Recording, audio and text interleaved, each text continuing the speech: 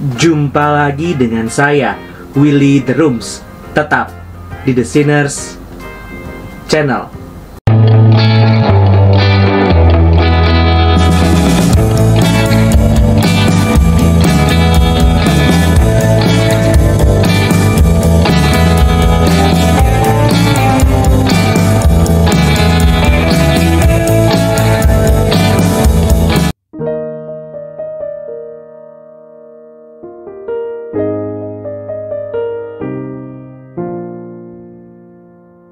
Di bulan Oktober ini kita akan merayakan reformasi gereja yang telah memberikan begitu banyak warisan.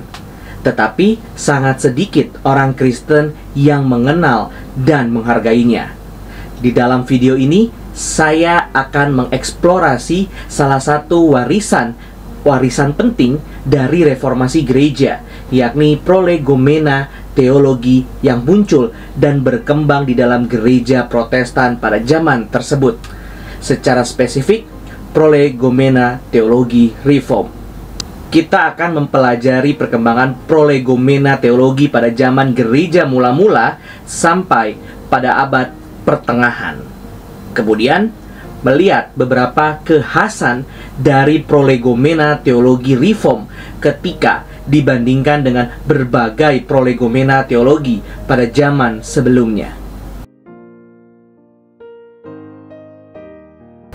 Pada umumnya, jemaat Protestan memahami reformasi Protestan sebagai reformasi di dalam doktrin keselamatan yang dimulai ketika Martin Luther memakukan artikel yang berisi 95 tesis di atas pintu gereja kastil di Wittenberg, Jerman. Namun, apabila kita meneliti lebih dalam, kita akan menemukan reformasi Protestan tidak hanya mencakup doktrin keselamatan.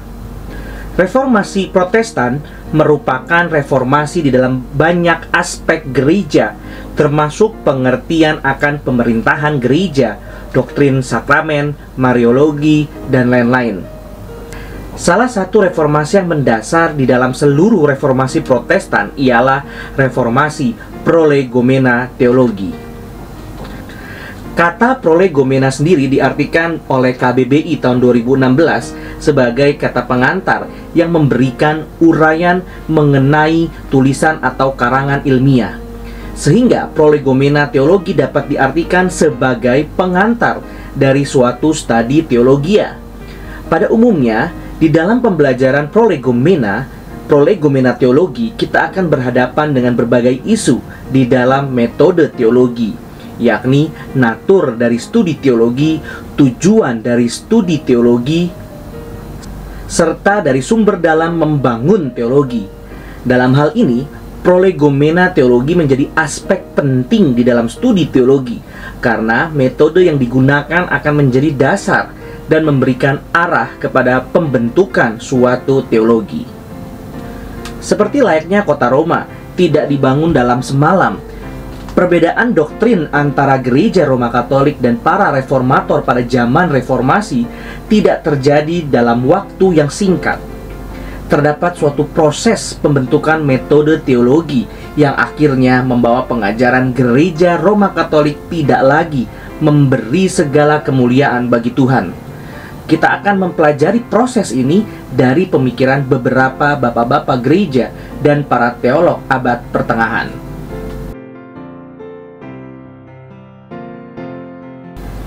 J. Van Genderen tahun 2008 berpendapat bahwa terdapat 3 motif dasar teologi sepanjang sejarah, yakni sebagai apologetika bagi iman Kristen, bahan instruksi dan pengajaran bagi jemaat Tuhan, atau yang sering dikenal sebagai katekismus, dan pemaparan eksegesis Alkitab. Di dalam pemikiran bapak-bapak gereja memiliki motif pertama dari teologi, yakni sebagai pembelaan iman Kristen. Di dalam era gereja mula-mula, umat Tuhan diperhadapkan dengan berbagai sistem filsafat yang berkembang di dalam kerajaan Romawi. Pada zaman tersebut, filsafat bukanlah sekedar sistem pemikiran yang hanya dipelajari oleh kaum intelektual. Filsafat pada zaman kerajaan Romawi merupakan warisan dari filsafat Yunani yang berusaha menjawab berbagai pertanyaan dasar di dalam kehidupan, termasuk hal-hal yang bersifat religius seperti keberadaan dan natur Tuhan, natur dari jiwa, dan kehidupan setelah kematian. Bagi para filsuf, hidup berfilsafat merupakan kehidupan yang paling agung, di mana seseorang memikirkan dan merenungkan akan hal-hal yang bersifat ilahi. Di dalam konteks tersebut, merupakan suatu yang tidak mengejutkan apabila umat Kristen memandang iman mereka sebagai suatu sistem filsafat dan membela iman Kristen di dalam ranah filsafat. Salah satu pembela iman pada era gereja mula-mula ialah Justin Martyr. Justin membela iman Kristen yang pada saat itu dipandang sebagai filsafat yang barbar oleh para penganut ajaran Plato, karena dianggap tidak menyembah Allah yang imaterial, melainkan menyembah Kristus yang mereka pandang sebagai manusia biasa. Justin menggunakan bahasa dan pengertian yang dapat ditemukan dalam berbagai filsafat, termasuk Platonik dan Stoiksisme, untuk membela iman Kristen di hadapan para filsuf. Kita dapat memperhatikan metode ini ketika Justin menjelaskan mengenai konsep logos. Logos yang dapat diartikan sebagai ratio atau firman dimengerti oleh para Stoik sebagai suatu substansi yang bersifat material dan tersebar di seluruh alam semesta, memelihara dan menggerakkan dunia ini. Bagi para Platonik, ada kemiripan pengertian antara logos dan konsep anima mundi, the world soul, yakni suatu entitas yang membentuk dan menjaga alam fisik. Dalam pemikiran Plato, anima mundi tidak berada di dalam alam fisik atau dunia indrawi, melainkan berada di dalam dunia ide. Anima mundi bisa dianggap sebagai semacam Allah, walaupun ada Allah yang lebih tinggi melebihi dunia ide dan anima mundi itu sendiri. Dipengaruhi oleh Plato, Justin melihat jauhnya hubungan antara Tuhan dan dunia ciptaan, sehingga diperlukan sebuah atau seorang pengantara.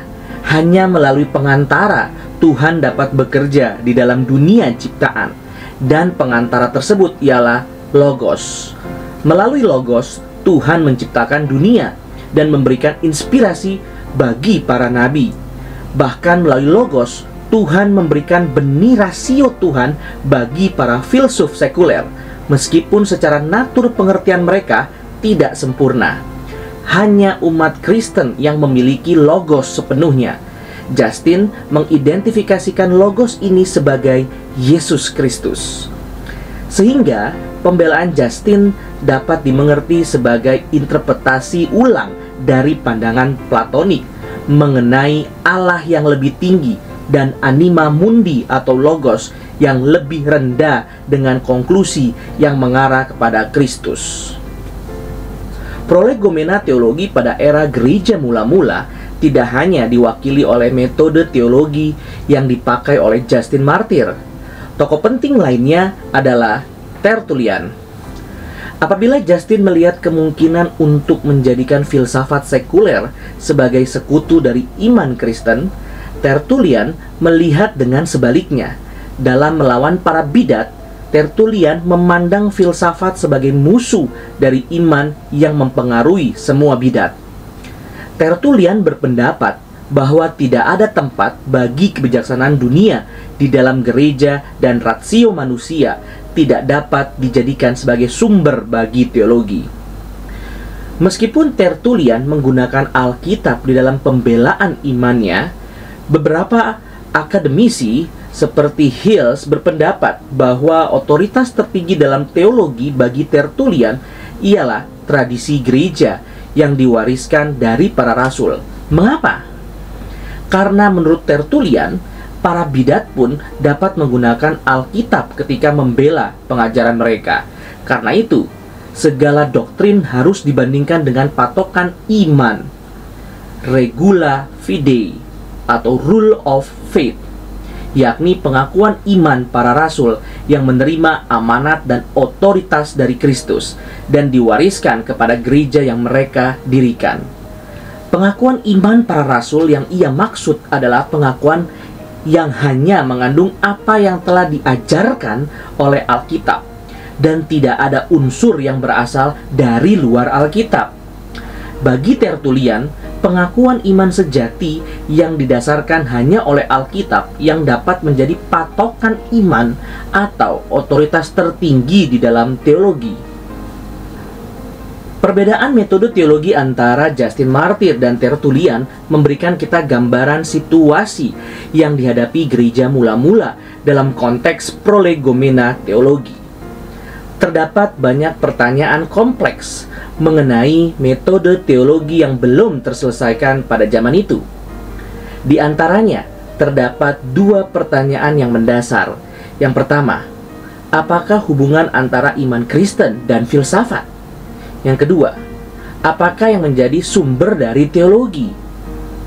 Bavinck tahun 2003 menyebutkan bahwa di dalam teologi gereja mula-mula ada dua kecenderungan yang bertolak belakang.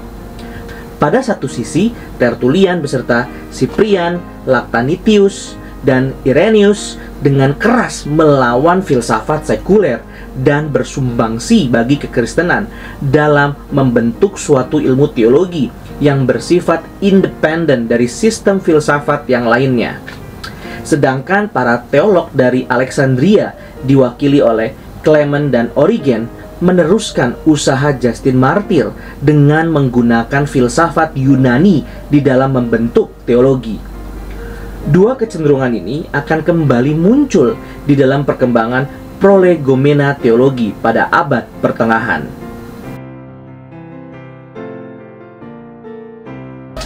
Berkhof tahun 1996 berpendapat bahwa teologi Roma Katolik di dalam abad pertengahan mulai berkembang sejak abad ke-11 dengan munculnya paham skolastiksisme yang kemudian disusul dengan berkembangnya paham mistisisme di abad yang ke-12.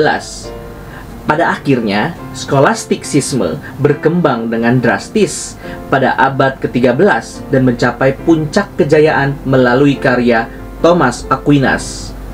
Berkhof dan Bavinck tahun 2003 menjelaskan bahwa di dalam metode teologi skolastik, para teolog berusaha menjelaskan materi teologi atau dogma pokok ajaran gereja yang ditemukan di dalam Alkitab dengan menggunakan metode ilmiah yang berasal dari berbagai aliran pemikiran, school of thoughts, terutama pemikiran filsafat Yunani.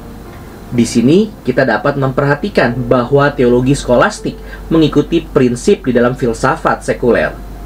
Di dalam hal ini, teologi skolastik mengikuti jejak Justin Martyr dan Origen dengan menjadikan filsafat sekuler sebagai sekutu. Bavinck tahun 2003 memaparkan 3 kelemahan dari paham skolastiksisme. Pertama, pembelajaran akan sumber-sumber asli dilupakan.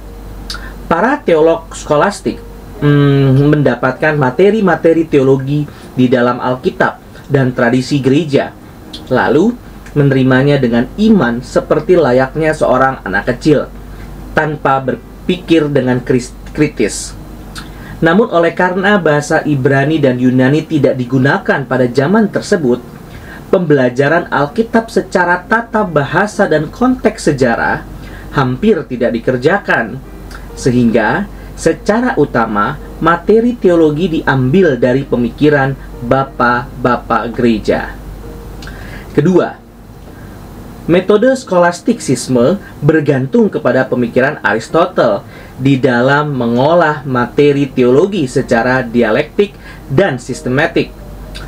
Karya-karya Aristotle muncul di dalam bahasa Latin pada abad ke-12 dan ke-13.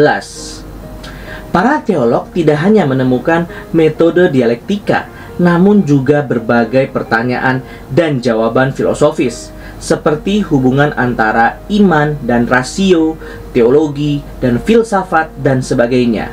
Sehingga, seperti layaknya Yohanes Pembaptis sebagai pendahulu Kristus di dalam anugerah, Aristotle menjadi pendahulu Kristus di dalam alam. Sebagai konsekuensi, materi-materi filsafat, ilmiah, kosmologis, dan psikologis dimasukkan ke dalam teologi. Teologi tidak lagi menjadi pengajaran akan iman, namun sebagai suatu sistem filsafat. Ketiga, keseluruhan dari sistem skolastik dipaparkan dalam bentuk yang semakin membingungkan. Materi-materi teologi dipaparkan dalam bentuk dialog. Pertanyaan yang diikuti dengan jawaban yang sangat ketat dan akhirnya tidak lagi berhubungan dengan kehidupan agama dari gereja. Tidak hanya itu, pemaparan teologi dalam bentuk dialog mendorong keraguan-raguan yang menyebabkan otoritas dan rasio berjalan kepada arah yang berbeda dan akhirnya saling bertentangan. Meskipun terdapat banyak teolog skolastik yang penting di dalam abad pertengahan, seperti Anselmus dan Alexander dari Hales, tidak ada teolog skolastik yang lebih besar dari Thomas Aquinas. Melalui karya agungnya yaitu Summa Theologiae, Aquinas menggunakan metode dialektik Aristotle untuk memaparkan pengajaran gereja kepada para murid teologi. Sebagai contoh, Aquinas menggunakan pemikiran Aristotle untuk membuktikan keberadaan Allah dengan cara memperhatikan dunia materi. Pembuktian ini dikenal sebagai Quinque Viae, 5 cara atau bukti filosofis dengan menggunakan observasi akan perubahan. Secara dialektikal, Aquinas memaparkan masalah yang ia perhatikan ketika ia melihat dunia dan memberikan jawaban secara logika untuk membuktikan keberadaan Allah. Summa Theologia menjadi salah satu karya teologi terpenting di dalam Gereja Roma Katolik. Ketika Gereja Katolik menyelenggarakan Konsili Trente, Summa Theologia diletakkan di atas bersama dengan Alkitab, karena para bapa konsili menganggap karya Aquinas telah menjawab banyak pertanyaan yang berhubungan dengan iman. Di dalam proses kanonisasi, salah satu dari kardinal menyebutkan bahwa terdapat banyak mujizat di dalam kehidupan Thomas Aquinas melalui apa yang ia tuliskan di dalam Summa Theologia. Melalui Aquinas, teologi skolastik menjadi teologi resmi dari Gereja Katolik Roma pada abad pertengahan.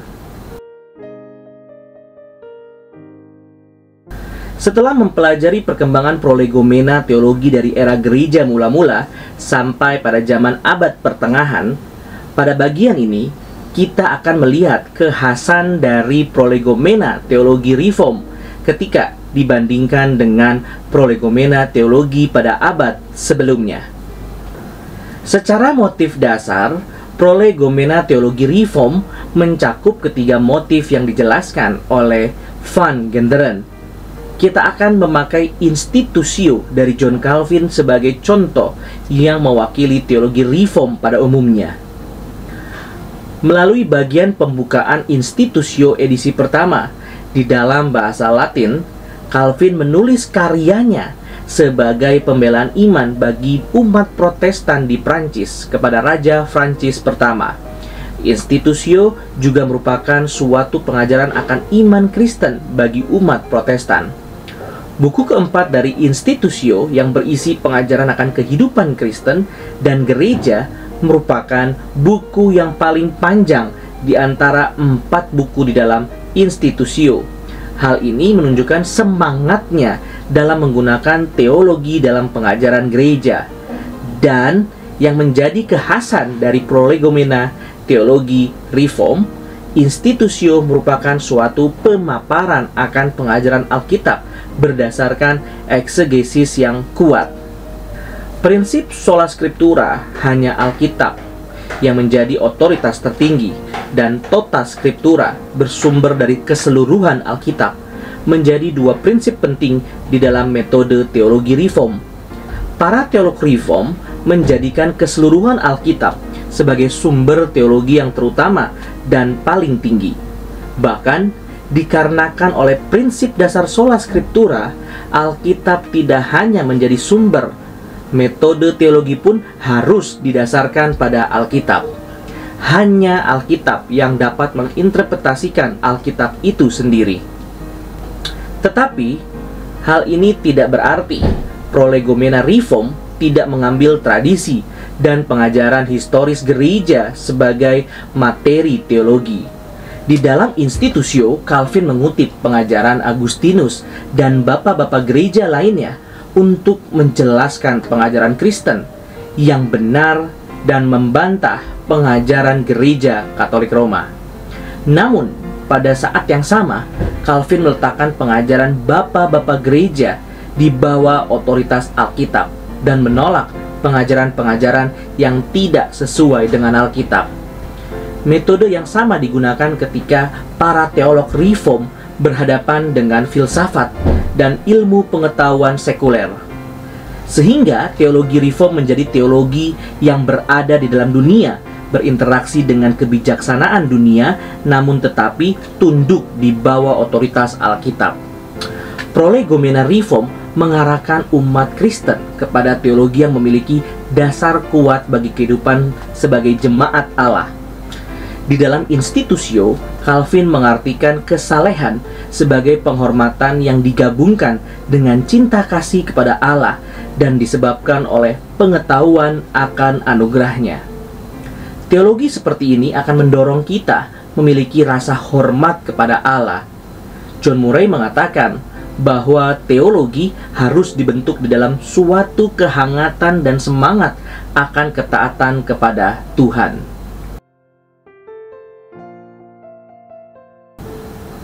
Post tenebras lux, setelah gelap terang, adalah salah satu moto reformasi Protestan.